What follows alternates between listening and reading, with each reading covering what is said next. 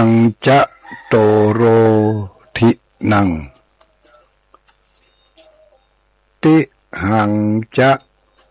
โตโรทินังติหังจะโตโรทินังขอความนอบน้อมแด่องค์สมเด็จพระสัมมาสัมพุทธเจ้าขอน้อมอภิวาทแด่พระสัทธรรมเจ้าขอน้อมนมัสการแด่พระอริยสังฆเจ้าขอถวายความเคารพมายังท่านพระคุณเจ้าขอน้อมนมัสการแด่พระอริยสังฆเจ้า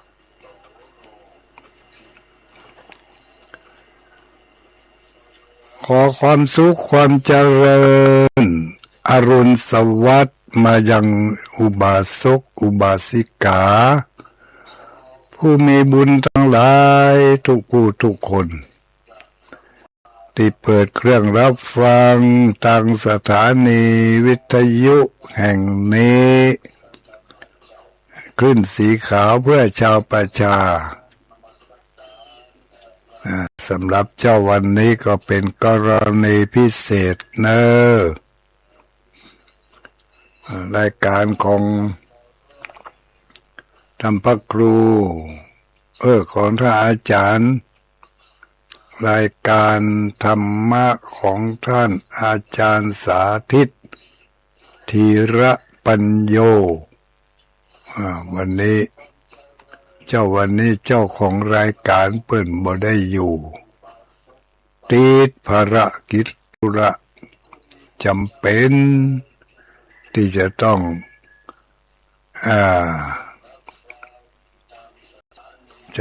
หยุดรายการของเปิ่นโดยเฉพาะเจ้านี่เจ้าเดียวมีภารกิจต่างบ้านบ่อาจที่จะมานั่งออกอากาศพบปะกับญาติโยมทั้งหลายได้ก็รับภาระหน้าที่แทนกันไปแทนแต่จะให้เหมือนตัวนั่นเหมือนบ่ได้เนอะ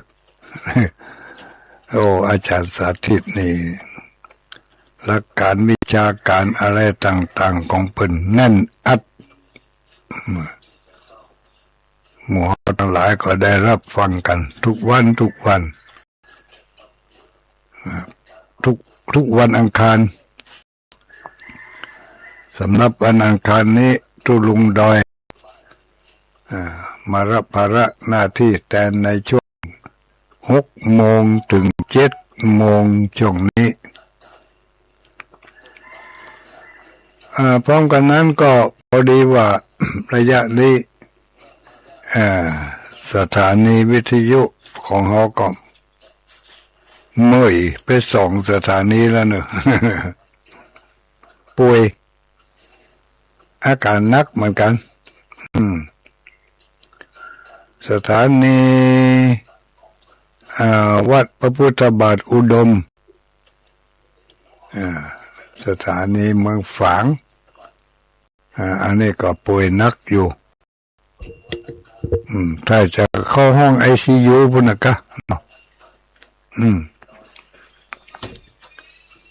ก็ได้ใช้บริการครับหมู่เฮาทั้งหลายมาเป็นเวลาเมื่อนานนักแกอะไรมันก็ถ้าเมินไปมันก็เป็นอย่างเนี้ยเดี๋ยวหันลุเดี๋ยวก่อนนี่เสียส่วนประกอบมันมีหลายอย่างหลายอันนะจะออกอากาศมาให้หมู่เฮาทั้งหลายได้ยินได้ฟังกันนี่นะเนี่ยคือส่วนมากก็จะเป็นเกี่ยวกับการใช้จ่ายไปนัก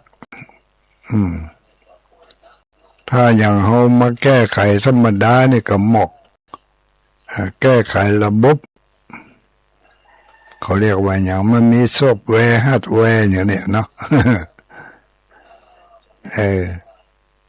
ซอฟต์แวร์ฮาร์ดแวร์ซอฟต์แวร์นี่คงจะเกี่ยวกับอุปกรณ์ต่างๆตั้งแต่ใกล้ตัวเขานี่ออกไปก็คือไม้เนาะไม้จากไม้ไปก็เข้าเครื่องมิกนี่เข้าเครื่องมิกอันนี้หลายอย่างละจากมิกไปก็เข้าคอมพิวเตอร์นะจากคอมพิวเตอร์ก็ไปสู่จอจอหน้าจอลูเนาะจากหน้าจอที่นี่ก็จะออกอากาศกะจากหน้าจอจากคอมพิวเตอร์ก็ไปสู่สายจากสายก็ขึ้นไปหาเสาอากาศเนาะจากสายจากสายก็เข้าไปหาอินเทอร์เน็ตกันเนาะอินเทอร์เน็ตจากอินเทอร์เน็ตก็ขึ้นไปสู่เสาอากาศเนี่ยซอฟต์แวร์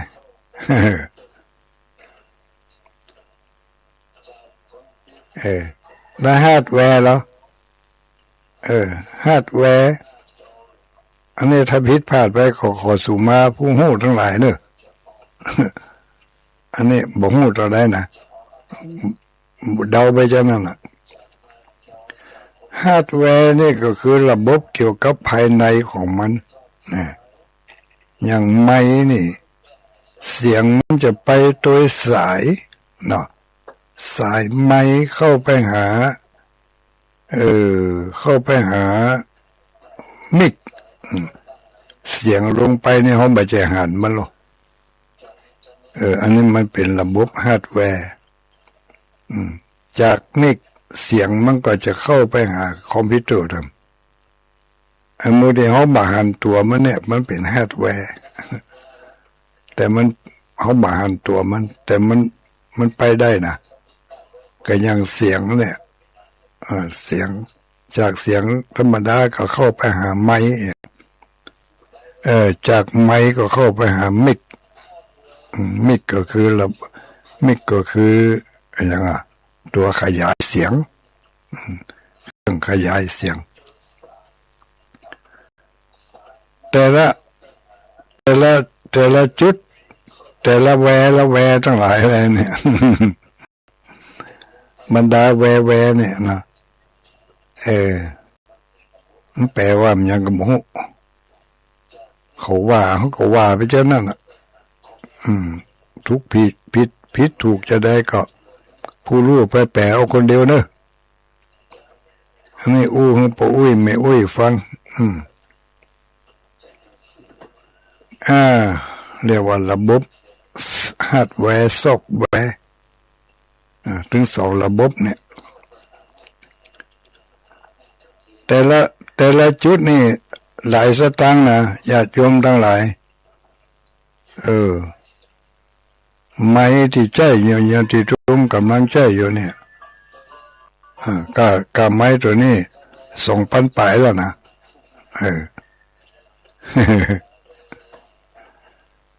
แล้วก็ลงไปหามิกเนาะมิกแหมตัวได้ไปหูอันนี้ขอเอามาให้นี่ละอ่อนเข้าใจดีวันก่อนนั่นใจมิกตัวน้อยๆเอามาทดลองใจพอใจไปได้สักวางเสียงมันโลกโคกคักอย่างไรก็มีบ่เข้าท่ามันรำคาญน่ะไปเสียงดับพ่องเสียงหายพ่องเดี๋ยวก็เสียงดังก่อยไปพ่องแห้งไปพ่องเดี๋ยวก็เสียงทุ่มเสียงแหลมทุ่มก็ทุ่มล่ำดังบุบบับเหมือนยังหุเสียงแหลมก็แหลมจี๊ดนี่มิกบางทีไปเสียงกล้องออก เว้นสะต้อนอย่างกับเสียงโฆษณาขายอันอย่างสักอย่างเนี่ยเสียงมันก้องเนี่ยระบบมิกมันบอกเสถียรมันบอดีเท่าไรอีกก็เลยบอกให้ละออนสู่ขอซื้อมิกให้สักตัวแล้วไปเอาราคาแปลงเนี่ยเอาหมกสัก2-3 พันนี่เขาก็บอกว่าโอ้ทุลุงบักทอซื้อพอดีว่าข้าเจ้ามีหันอยู่2 ตัวจะเอามาถวายฮะโธ่เอามาถวายตึงมิกตึงลำโพงตึงอย่างโอ้สงสัยมันถ้าจะเอามาแจกกับร้านอาหารก็อย่างก็สักอย่างเนี่ยโอ้มิกตัวนี้ก็จัดเหมาะเอามาแจกทางแต่หันก็บ่มีปัญหาเนี่ยเกี่ยวกับมิกนอกจากว่าเขาไปปั๊บมันตาน่ะบางทีเปิดไปอาจจะมีเสียงกล้องดังว่อง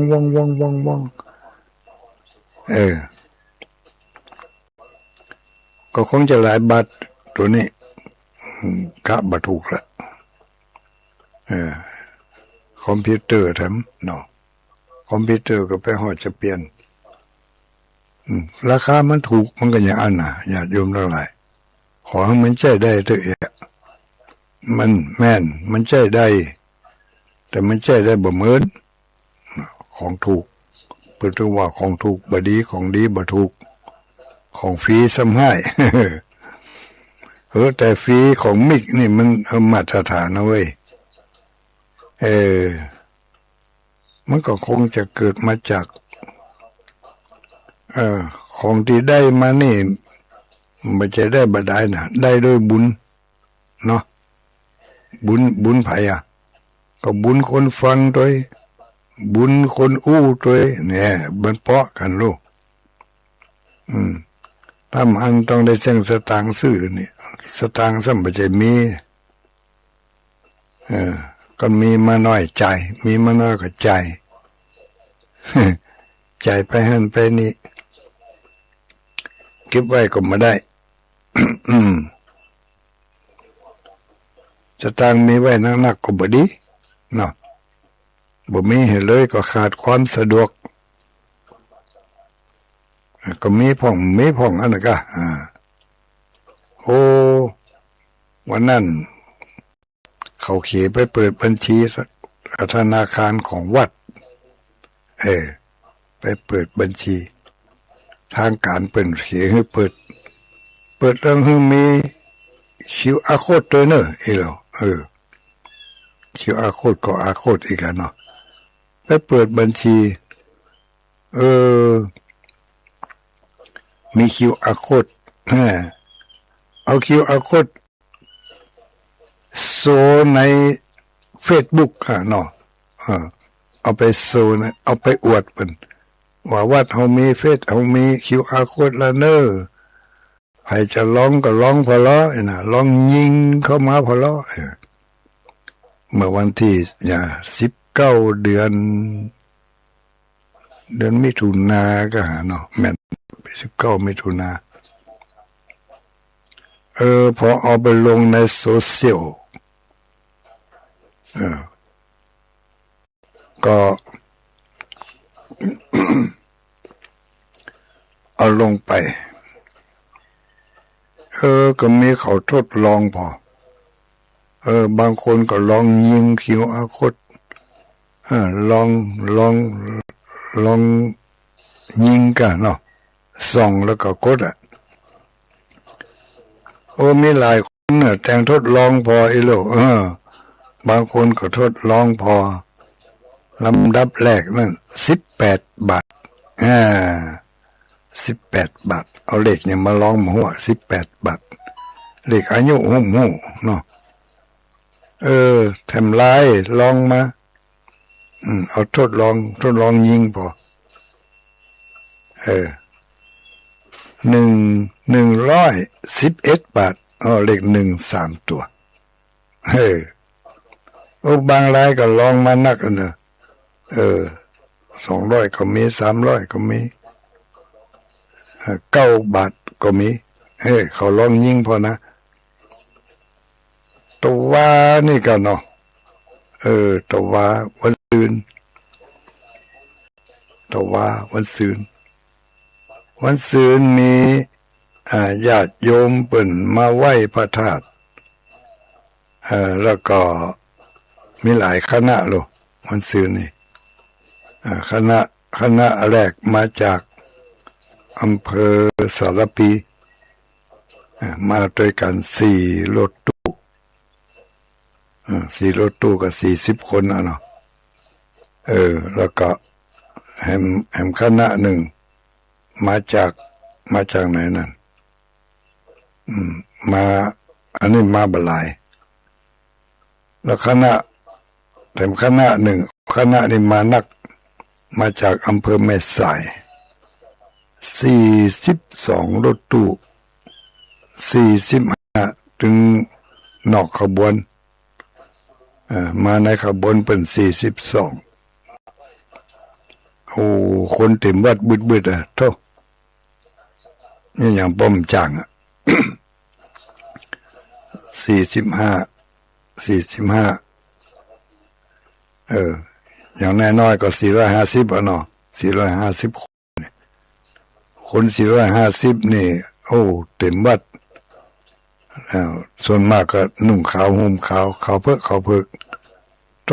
เหมาะขนาดยังกับขึ้นสีขาวเฮาเนี่ยตอนนั้นจำได้เนาะที่ขึ้นสีขาวของเฮาไปไหว้พระธาตุเก้าจอมกันตอนนั้นของเฮายังร้อยกับ8 กันก็หาเนาะ100กับ8 กันโอ้นักขนาดนักปี2558จำได้เพราะว่าปีนั้นเป็นปีที่เจาะน้ำบาดาลแล้วใหม่แล้วก็เป็นปีนั้นเป็นปีที่ตุลุงคำตันมรณภาพมีเหตุการณ์หลายอันทำให้จำได้และหมู่เฮาทั้งหลาย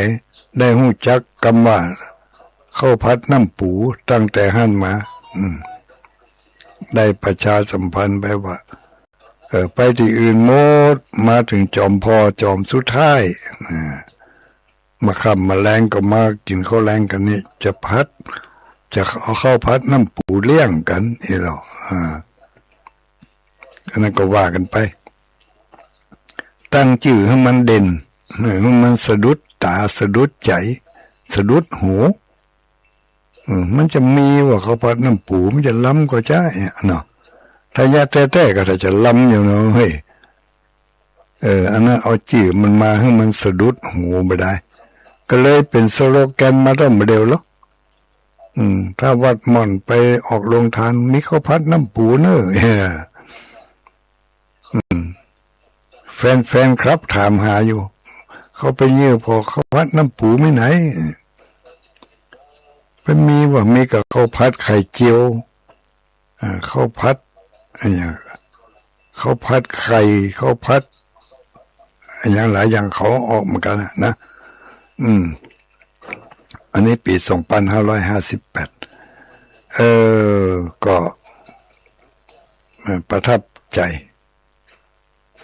เมื่อมีคนมานักหลายแต่ว่าวันซืนนี้ก็ยังว่านะ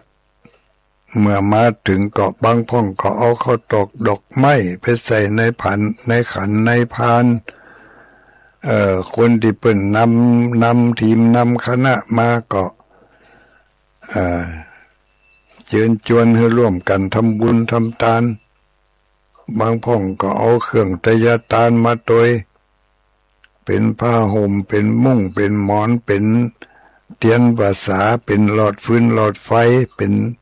ต้นเตียนสังฆทานหลายอันหลายอย่างถึงของกินของใจปากันเอาจตุปัจจัยใส่ซองแล้วก็เอาใส่ขันเปาะกันหอมกันกรรมการเขานับสตางค์พอกาวันนั้นกาวันที่เป็นมาไหว้พระธาตุนักหลาย ที่เป็นเอาใส่ซองเปาะกันหลายคณะเมื่อรวมแล้วเขานับพอโอ้ได้10,000ปลายก่อนนะวันเดียวอันน่ะเนาะก็เลยเอาเขาไปเข้าบัญชีเนี่ยเอาไปเข้าธนาคารเล่มนั่นอ่ะเล่มที่มีQR codeนั่นเนาะใครหู้เรื่องของเรื่องใครหู้ว่าที่เปิ่นมารวมมาหอมกันเนี่ยที่เปิ่นยิงQR codeเนี่ยลองทดลองยิงพอนั้นมีทดลองกี่คนอีกอะเพราะพอในแอปบ่ได้อะพอในโทรศัพท์บ่ได้ต้องเอาบัญชีไปจับเอาบัญชีไปจับโอ้ก็มีคนหอมกันมาจัดหนักแต่หมู่ที่แต่งทดลองนั่นนะรวมแล้วแต่งทดลองตั้งแต่วันที่19มิถุนามาถึงวันที่19กรกฎาเดือนหนึ่งมีคนแต่งทดลองพอนับพอจำนวนแล้วได้มีผู้หอมมาอยู่2,800ปลายอันนี้ขนาดทดลองกันนะเนาะคน5 บาท10 บาท100 200อย่างนี้ก็แสดงว่ามีผู้อ่านใจบุญแล้วก็เป็นว่าที่เศรษฐีล่ะว่าที่เศรษฐีว่าที่นักบุญว่าที่เศรษฐีใจบุญเป็นนักบุญเนาะได้ทดลองยิงQR codeอันนี้เขาบ่ได้บังคับบ่ได้บังคับบ่ได้อย่างบ่ได้เรียอะไรตามที่ผู้เพิ่นอ่านปะเพิ่นฮู้ก็ต้องแต่งทดลองยิงพอก็ดีรู้2,000ให้จำบ่ได้ตัวเลขแน่นอนแต่2,000ปลาย2,800ปลาย2,800ปลายนี้ญาติโยมทั้งหลายมันอะไรจะอย่างนั้นเนี่ยกรรมมันจัดสรรนะตกถึงวันที่24ถึงวันที่24 25อย่างเนี้ยวันที่24กันเนาะ24เดือนมิถุนาบ่ายมาจนถึงแพร่บินค่าไฟฟ้าเขาแจ้งมาอยู่จำนวน2,700ปลาย2,700ปลายเมื่อบวกลบคูณหารกันแล้วระหว่างที่เปิ่นยิงQR codeมาจับลงในธนาคารบัญชีของวัดที่เปิดใหม่ก็ได้เปิ่นหอมมาอยู่2,800ปลายจ่ายค่าไฟไป2,700ปลายเหลืออยู่น้อยยังมีกำไร เหลืออยู่น้อยนี่บุญเนาะมาตามหน้าบุญมาตามหน้าบุญแล้วก็บอกกันนี้ญาติโยมทั้งหลายถ้าไปหันQR codeจะลองยิงพอก็ได้เนอะแล้วห้ามยิงมานักนะจะไปหอมมานักหอมน้อยๆถ้าหอมนักบดีขี้ข้านตรวจสอบบัญชี โอ้เป็นแสนเป็นล้านนั้นบ่เอาเนอะโอ้ยบ่เอาติกะหมู่เฮาทั้งหลายก็เอาอย่างเงี้ยเก็บเล็กผสมน้อยกินเล็กกินน้อยไปให้มันกุ้มใจไปเป็นอย่างก็เพราะกุ้มใจการน้ำกาไฟเนี่ย กุ้มจ่ายกาวัสดุอุปกรณ์ที่จำเป็นต้องใช้อย่างแต่ว่านี่ก็เขามารายงานดำละทุลงเครื่องฉีดน้ำถ้าจะรู้แต่หม้อฉีดน้ำล้างขี้ไคคู่ล้างห้องน้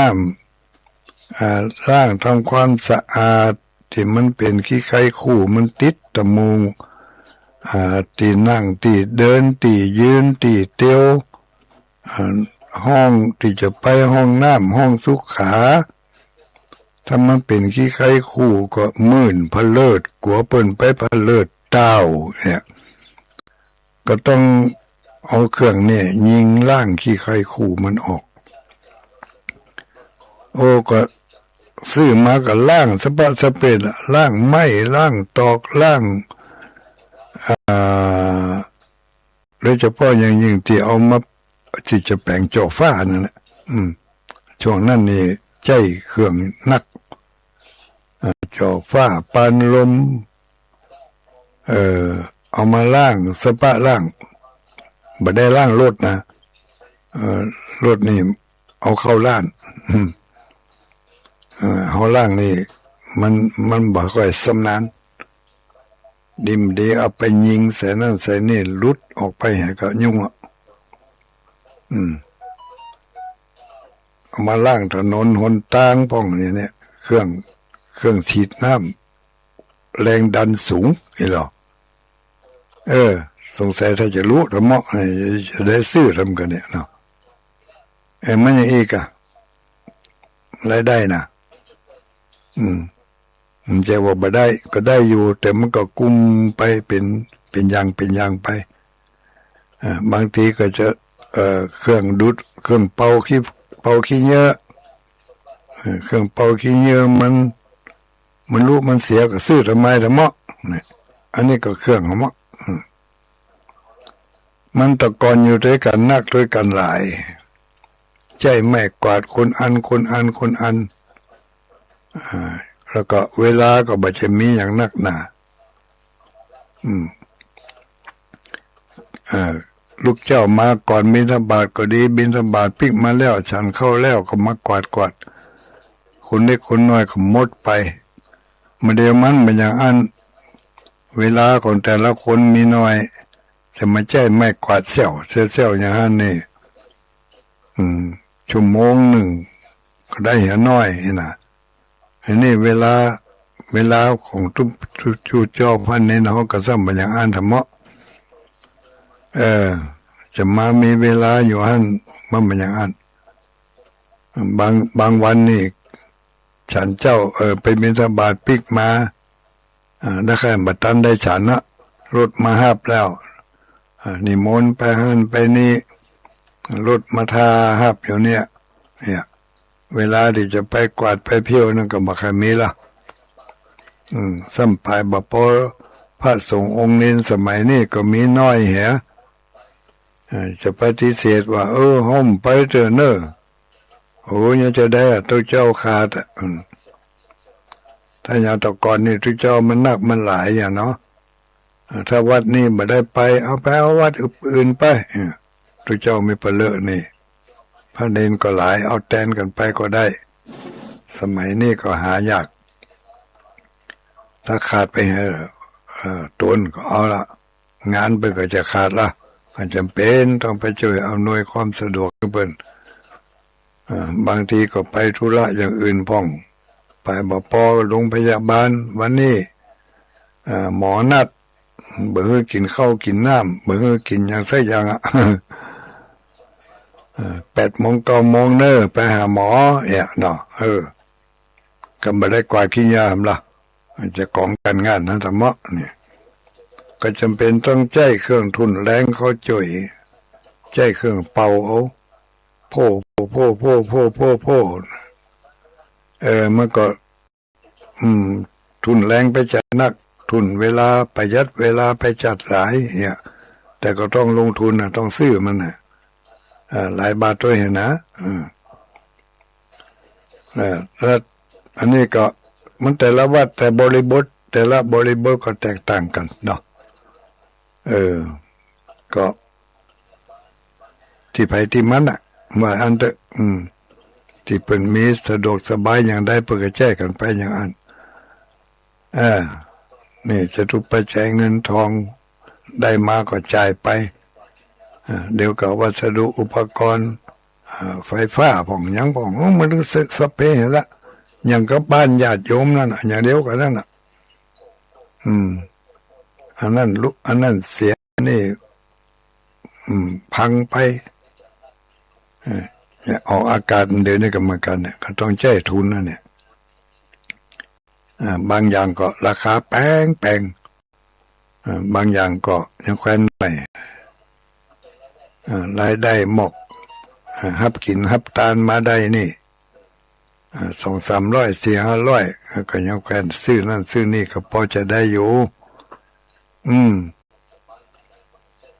ก็สถานีที่ยุดไปประเดี๋ยวนี้ลำปางออกแล้วก็ตะกี้ได้ยินว่าทางลำปางเป็นจะไปแก้ไขให้เองนะแต่ทางวัดพระบาทอุดมนี่ก็คงจะยาวอยู่เนี่ยญาติโยมทั้งหลายวัดพระพุทธบาทอุดมนี่ถ้าจะยาวอยู่อันที่ว่ายาวนี่คือว่าอาการถ้าจะนักห้องอาการถ้าจะหลายบาทอยู่เนาะก็เป็นยังหมู่เขาทั้งหลายถ้าฟังกันถ้าเมื่อใดมันดีขึ้นมาอันก็คือเรียบร้อยถ้ามันยังไม่ดีแต่ก็อยู่ถ้าฟังกันต่อไปเนาะก็น่าจะดีขึ้นของลำปางดีแล้วลูกเนี่ย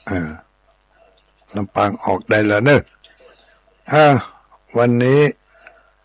สเปละสปะสเปดก็ว่ากันไปมาได้จมได้อู้ให้ฟังถ้าลามมาจนถึงว่าไปทดลองยิง QR โค้ดอีกเนาะก็มีคนทดลองมาQR โค้ดของวัดบัญชีของวัดเอาแจ้จ่ายกับวัด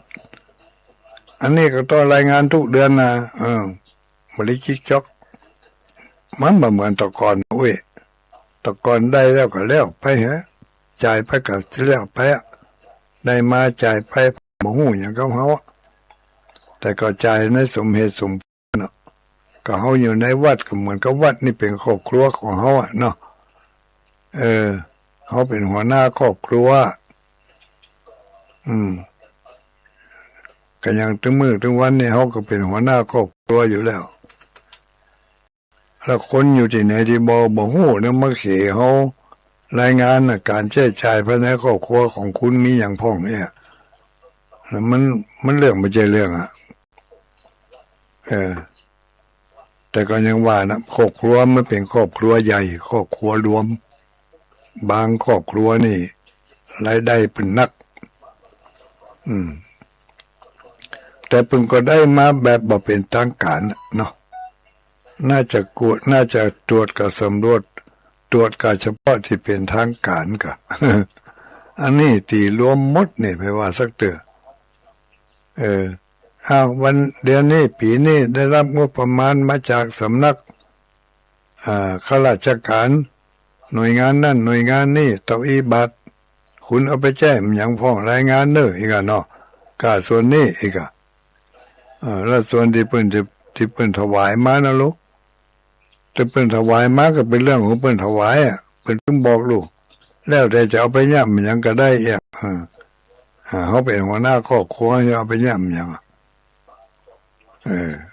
ก็ยังว่านั่นน่ะบางคนมันก็ยังว่าอยากให้เปิ้นได้ตรวจอยากให้เปิ้นได้สงสัยแล้วก็เลยทำให้เป็นปัญหาตีสละทลายไปหมดตึงหมู่ตึงมวลยับพอเป็นเหลืองแล้วก็จับทำบัญชีหมดเลยเนาะ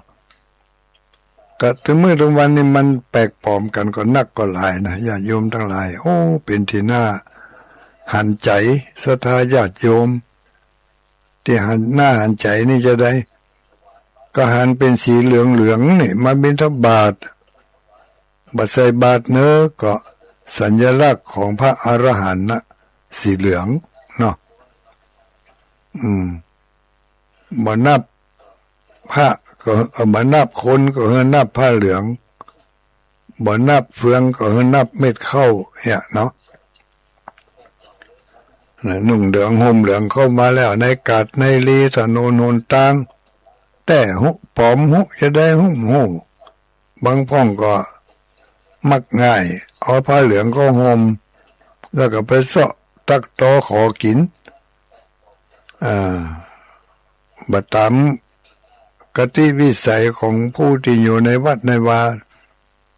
เอาไปไล่ขอทานเอาผ้าเหลืองเขานุ่งห่มบางพ่องก็แต่งทำท่าเป็นพิกลพิการกับพิการแล้วมันจะไปเฮ้ยมันยังกับทางนอกทางปากมันยังมาอยู่ในวัดเนาะนี่เอาไปขอทานเปิ่นโอ้น่าทุเรศทุลังก็เปิ้งขอยับได้นะหมู่นี่นะสตาญาติโยมเขาก็เหมือนกันนะบ่พอหน้าพอหลังทุเจ้าแต่ทุเจ้าปอมหัวหันเป็นผ้าเหลืองก็วิ่งใส่แต่บ่แต่ก็สมัยนี้จะไปไว้ใจทุกอย่างรอบตัวเขาเนี่ยแม้แต่คนที่อู้ยังบ่เดียวนี่ก็เหมือนกันนะไว้ใจมันจะได้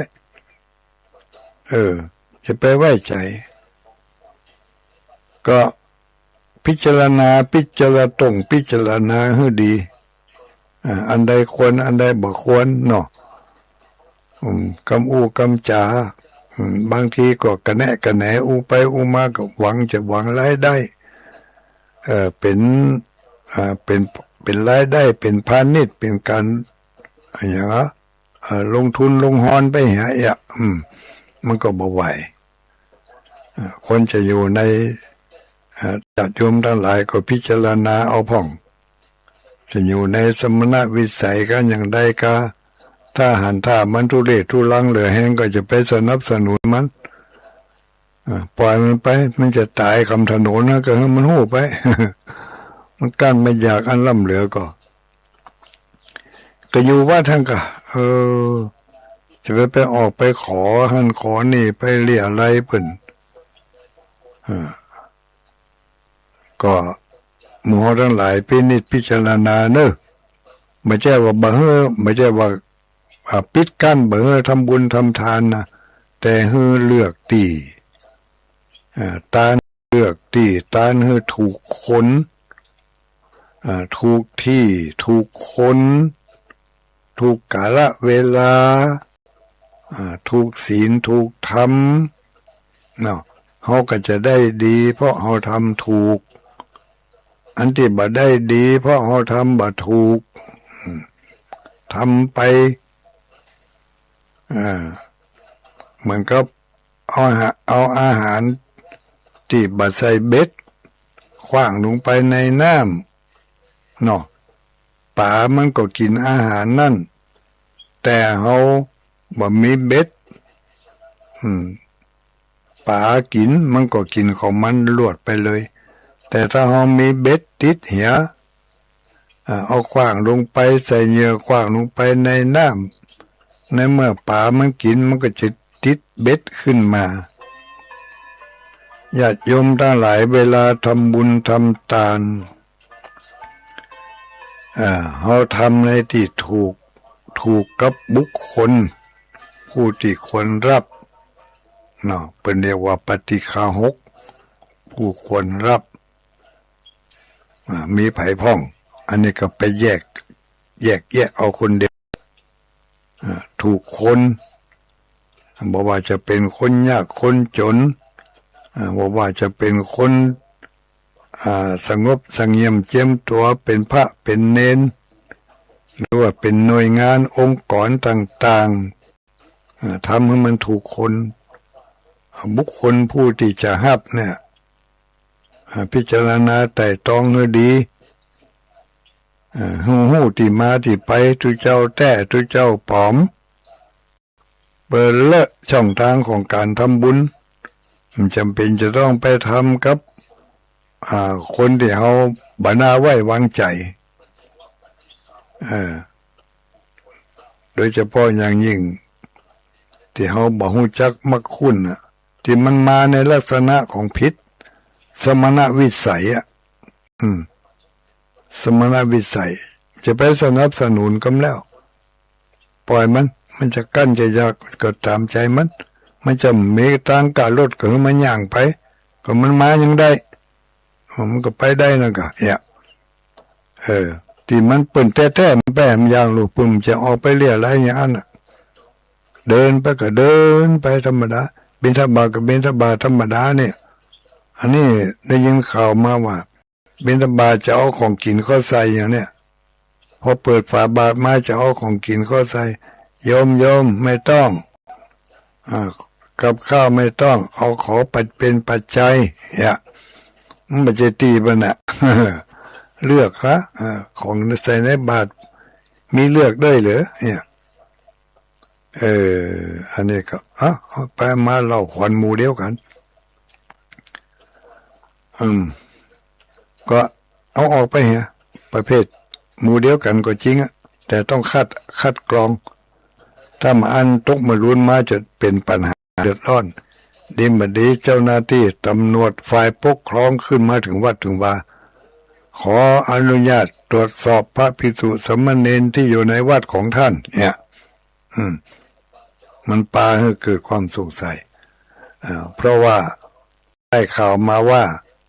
มีบุคคลแอบอ้างตัวว่าเป็นพระเป็นเณรเข้ามาอยู่ในวัดของท่านนี่เรื่องยุ่งละฮะเป็นเรื่องยุ่งทำละนะอันเนี้ยเลือกเอาเนี่ยสถานที่ถูกต้องเนาะแล้วก็กิจกรรมนั่นถูกต้องอย่างในช่วงประเดี๋ยวนี้แต่ละวัดแต่ละวาเพิ่นมีกิจกรรมหล่อเทียนพรรษาประจำอำเภอพ่องหล่อเทียนพรรษาประจำวัดพ่องถ้าเพิ่นมีกิจกรรมดีๆอย่างนี้เนี่ยว่าบ่ไปบ่หอมบ่สนับสนุนกำกืดของมันจะกำกืดของเนี่ยหาเรื่องลบเรื่องหลีกไปละว่าไปละรอแล้วไปตามไหนก็บ่ฮู้ก็บ่ฟังให้มันจบเนาะก็เลยบ่ฮู้เรื่องฮู้ราวทุกวันเเพิ่นจะมีการรอเรียนพรรษากันที่จำได้บัดเดี๋ยวนี้นะมีอำเภอเวียงป่าเป้านี่จะมีที่วัดป่างิ้วนี่สำนักงานเจ้าคณะอำเภอเวียงป่าเป้าตั้งอยู่ที่วัดป่างิ้วแล้วก็วัดป่างิ้วนี่มันเป็นโซนที่อยู่กึ่งกลางของอำเภอเวียงป่าเป้าทางเหนือก็มาได้ทางใต้ก็ไปบักไก่เท่าใดพอที่จะไปมาหาสู่ได้สะดวกสบายก็เพื่ออำนวยความสะดวกให้แก่หมู่เฮาทั้งหลายวันที่23วันที่23จะมีการรอเตียนพรรษางานประจำปีอันเนี้ยควรจะสนับสนุนไปเลยเอาขี้ผึ้งไปพ่องเอาน้ำดื่มไปพ่องเอาจตุปัจจัยไปพ่องจตุปัจจัยก็ได้ใจอยู่เพราะว่าวันนั้นเขาจะได้นิมนต์พระสงฆ์องค์สังฆเจ้าพระเถระมหาเถระมาเป็นปฏิฆาหกมาเป็นผู้ที่โปรดเมตตารับเทียนพรรษาจากผู้ที่ไปร่วมกิจกรรมในข้างนั้นในวันที่23งานหล่อเทียนที่เป็นทางการจะเริ่มตั้งแต่เวลาบ่ายโมงเป็นต้นไปพร้อมหน้าพร้อมตากันกะว่ากี่ข้อตอนแล้วไปหวานเถอะแต่ถ้าใครจะไปก่อนนั่นก็ไปได้บ่ได้ห้ามนะถ้าไปก่อนนั่นก็ไปได้เอาห่อข้าวห่อป่าไปตัวเหี้ยจะไปห่อไปคนเดียวห่อไปเผื่อคนอื่นด้วยพ่องเอาน้ำไปตัวสักขวด2 ขวด สักแพ็กสองแพ็กเอาไปเปาะไปหอมกันมันเป็นการโอกาสที่เขาจะได้ทำบุญกับคนหลายเนาะเนี่ยกันนักเนี่ยกันหลายที่วัดป่างิ้วเนอวันที่23หล่อเทียนพรรษางานประจำปีมีกันทุกปีอาจจะเคลื่อนย้ายค่ายสถานที่ไปเพื่ออำนวยความสะดวกแต่ปีนี้จัดที่วัดป่างิ้วตั้งไปนอกก็มีท่านนายอำเภอเป็นประธานตั้งไปในก็หมายมีท่านเจ้าคณะอำเภอเป็นประธานพร้อมกับคณะพระสงฆ์ทุกวัดทุกวาในเขตอำเภอเวียงป่าเป้านี่อำเภออื่นก็ไปพร้อมกันที่อื่นเอาเนอะ จะมาก็ได้บ่ได้กีดกันเนาะเปิดโอกาสให้ได้ทำบุญทำทานกันตามประเพณีสิ่งที่ดีที่งามยึดเหนี่ยวเอาไว้รักษาเอาไว้ถึงแม้ว่าเตียนเล่มนั้นอาจจะบ่ได้จุดบ่ได้ตามแต่เขาก็ถวายไปเพื่อรักษาประเพณีอันดีงามบัดเดี๋ยวนี้มันมีเตียนประยุกต์มานักแต่ว่ามันซื้อนี่ก็มีคนเขาส่งลูกกรุงเทพมาเตียนภาษาเตียนเล่มใหญ่2 เล่มก็เอาไปถวายที่วัดสำนักอาสาบัณฑิตที่สำนักสงฆ์ห้วยงูไหนแล้วก็สำนักสงฆ์แม่ปูน้อยเวลาเหลืออยู่กันนี่เหลืออยู่เนาะอันนี้ก็แต่คืนแล้วนี่ก็มาได้ประชาสัมพันธ์สักกรรมมันอยู่ในถุงเนี่ยมาเจ้านี่เนอะไผที่จะทำบุญอย่างที่ว่านี่นะมีสถานที่ที่จะเปิดโอกาสให้หมู่เขาทั้งหลายได้ทำบุญที่วัดปังงิ้วแล้วไปเนาะแล้วมีเต็มที่เนอะที่อันนี้ก็เอื้อนไปทางพี่น้องญาติโยมทางลำปางทางวังเหนือนี่ก็มีนะได้ยินแต่ว่าจำไม่ได้จดไว้ว่าน่าจะเป็นวัดแพะใต้นี่ก็หาเนาะหล่อเทียนพรรษาแต่จะเป็นวัดแต่ว่าวันซื้อในกระมูน่าเขาไปเนี่ยไปทำกันที่เทศบาลอำเภอวังเหนือวันที่23นี่ได้ยินข่าวมาว่าทางตำบลเวียงกะหลงจะมีการแห่เทียนพรรษาเอาบุษบกไปแห่เทศบาลตำบลเวียงกาหลงเนาะแล้วก็วัดป่างิ้วจะมีหล่อเทียนพรรษาวันที่26ที่วันที่26ที่วิทยาลัยสงฆ์มหาวิทยาลัยสงฆ์นครลำปางเป็นจะมีการหล่อเทียนพรรษากันเนอะในวิทยาลัยสงฆ์ในวิทยาลัยสงฆ์นั่นนะกูปีก็เคยได้ไปร่วมกับเปิ้นปีนี้ก็ต้องขออภัยเนอะบ่ได้ไปร่วมเพราะว่าวันที่26นั่นพระเดชพระคุณท่านเจ้าคณะอำเภอเจ้าคณะอำเภอบ้านทากาศวัดบ้านทากาศนำโดยพระเดชพระคุณท่านเจ้าคณะอำเภอลืมชื่อเพิ่นไปเหี้ย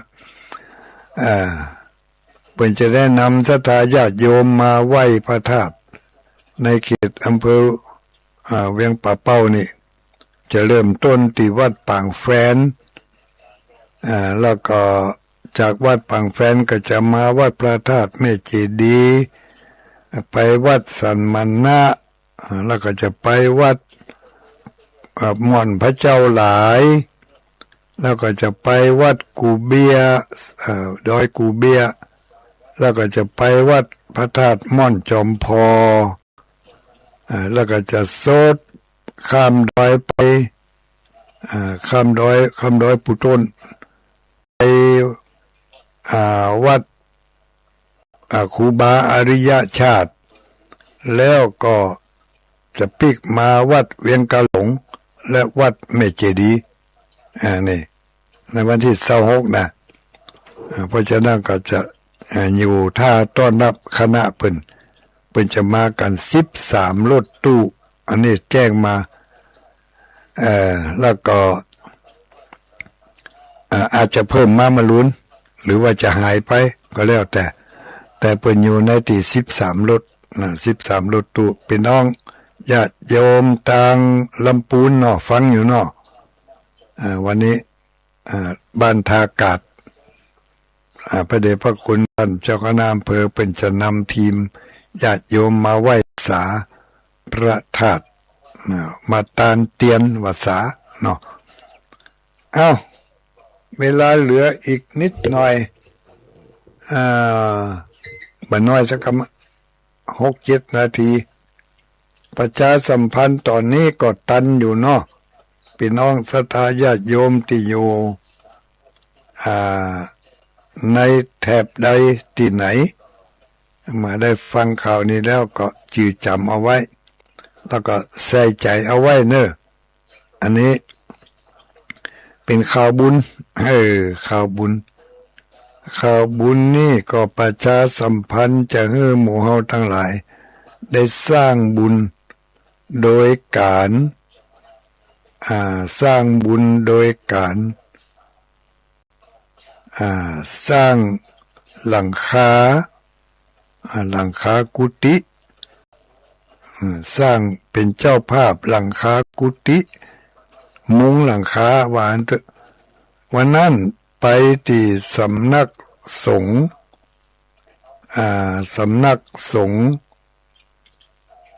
ห้วยงูสำนักสงฆ์ห้วยงูแต่บ่ใช่ห้วยงูไหนนะเป็นห้วยงูเวียงป่าเป้านี่ห้วยงูเวียงป่าเป้านี่แล้วก็ไปสำนักสงฆ์แม่ปูนน้อยตีหน้าสลดฮดหูอินดูเปิ่นก็คือที่สำนักสงฆ์แม่ปูนสำนักสงฆ์ห้วยงูมีท่านพระคุณเจ้า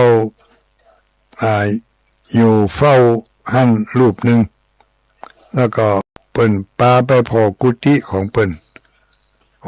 เมื่อไปพอแล้วก็หันแล้วเป็นที่น่าเอ็นดูเปิ่นไปเก็บเอาสังกะสีเก่าๆมามุงหลังคาเก่าก็เก่าแต่เก่าว่ามีกะหูพกหูพงหลายหูเหี่ยขนาดนักเป็นว่าถ้าฝนตกมานี่ก็ต้อง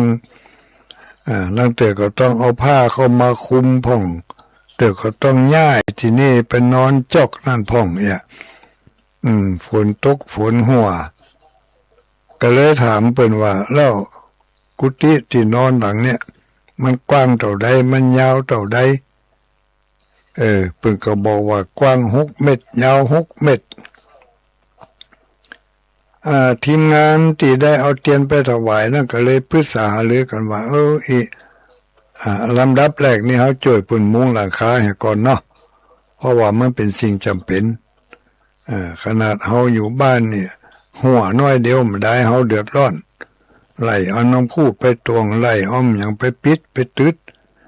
ที่มันตึดได้ก็ดีบางทีมันตึดบ่ได้มันสูงล่ำไปอย่างเงี้ย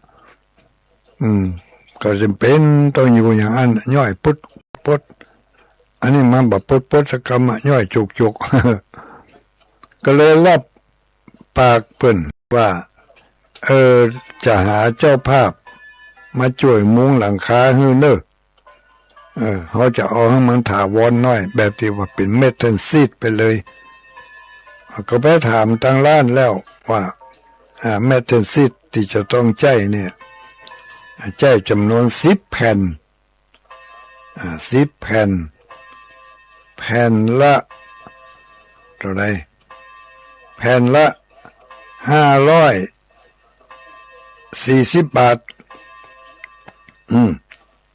จะต้องใจอยู่10 แผ่นอันนี้ที่ว่า10 แผ่นนี่เผื่อเอานะ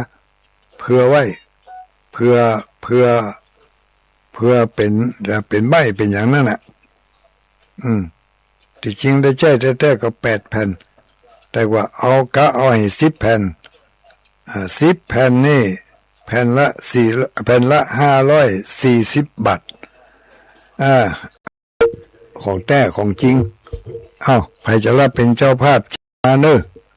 0861810423นี่ก็ได้หรือว่าจะแจ้งไปที่0856698325ก็ได้เมทัลซีดแผ่นละ540 บาทต้องการจำนวน10 แผ่นถ้าเรียบร้อยแล้วจะยกไปให้เปิ่นแจ้งความประสงค์มาได้เนอะหมดเวลาแล้วนี่เจ้านี่ก็ขออนุโมทนาขอบคุณขอบใจเนอะวันนี้อย่าไปลืมก่อนที่จะจากจะลาก่อนที่จะไปทำการทำงานล้างนาด้วยน้ำใสล้างใจด้วยน้ำธรรมติหังจะโตโรทินังคาถาประจำวันอังคารขอความสุขความเจริญจงมีแก่ท่านทั้งหลายทุกผู้ทุกคนเนอะจัตตารโอธรรมาวัฏันติอายุวันโนสุขังปะลัง